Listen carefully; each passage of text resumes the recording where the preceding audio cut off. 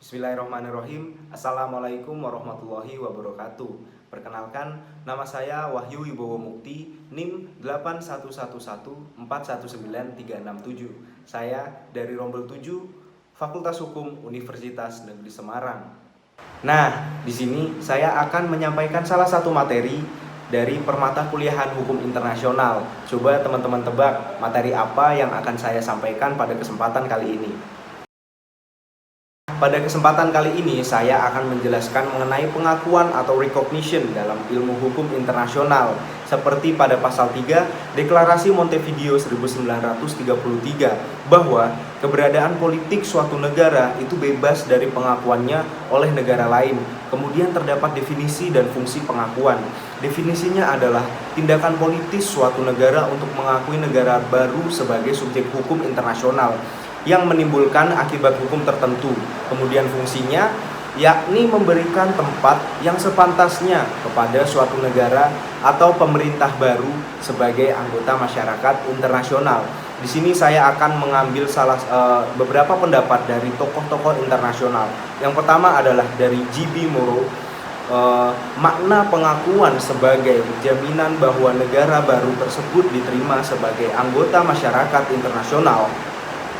Kemudian dari Lauterpacht dan Chen bahwa pemberian pengakuan merupakan suatu kewajiban hukum, dan tentu saja dalam pengakuan internasional ini terdapat beberapa permasalahan. Yang pertama adalah recognition is a political act with legal consequences. Yang kedua adalah pengakuan merupakan masalah dalam hubungan internasional. Hal ini dikarenakan melibatkan masalah hukum dan politik, dan hukum internasional sendiri belum mengatur secara tegas, dan tentu saja terdapat akibat di dalamnya. Yang pertama adalah konsekuensi politis.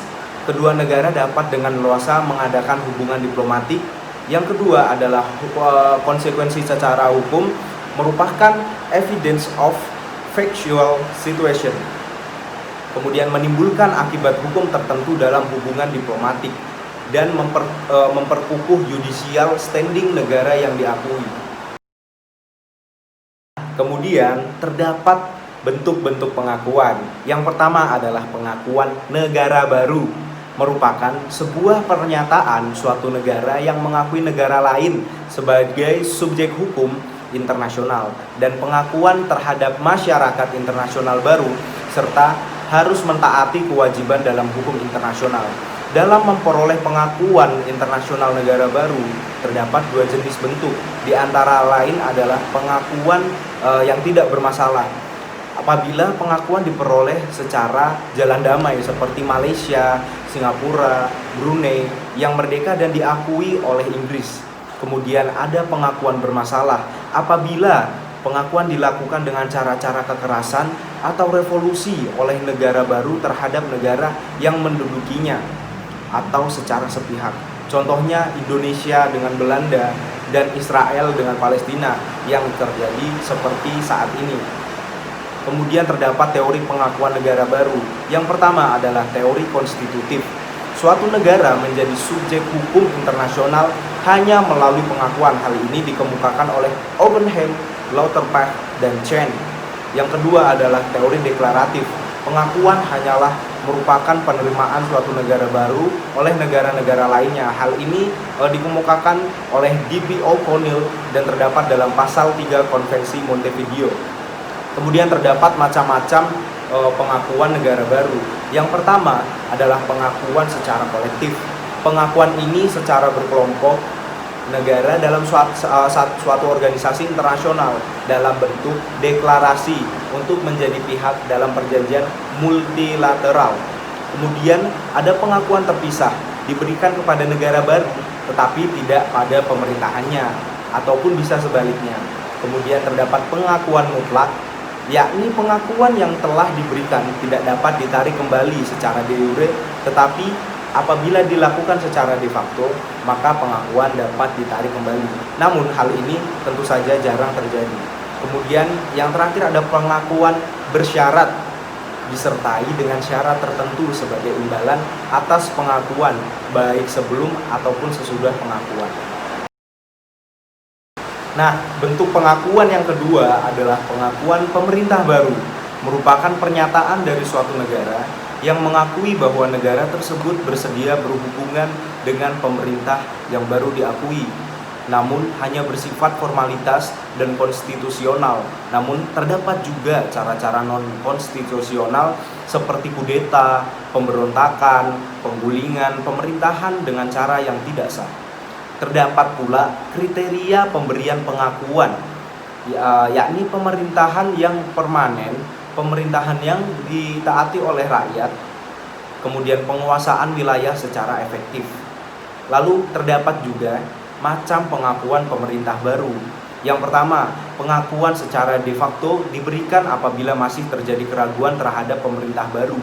Kedua, pengakuan de facto mengawali pengakuan de jure.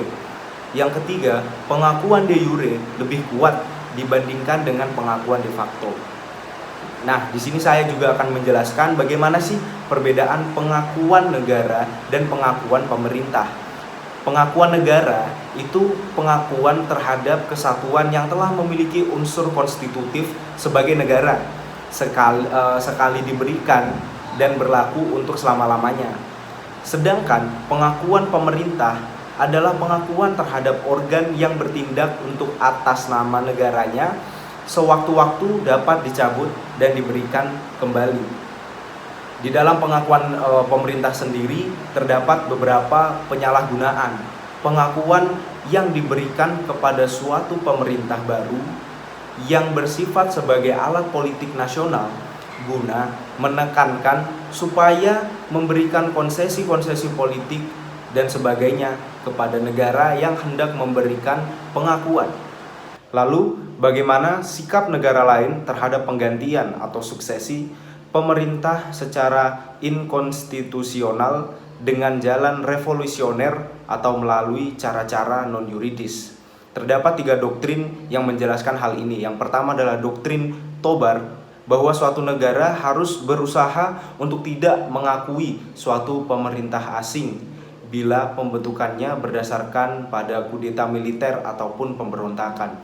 Yang kedua adalah doktrin Stimson, yakni menolak diakuinya suatu keadaan yang lahir sebagai akibat penggunaan kekerasan atau pelanggaran terhadap perjanjian-perjanjian. Yang ketiga adalah doktrin Estrada. Penolakan pengakuan adalah cara yang tidak baik karena bukan saja bertentangan dengan kedaulatan suatu negara, tetapi juga merupakan campur tangan terhadap persoalan dalam negeri negara lain.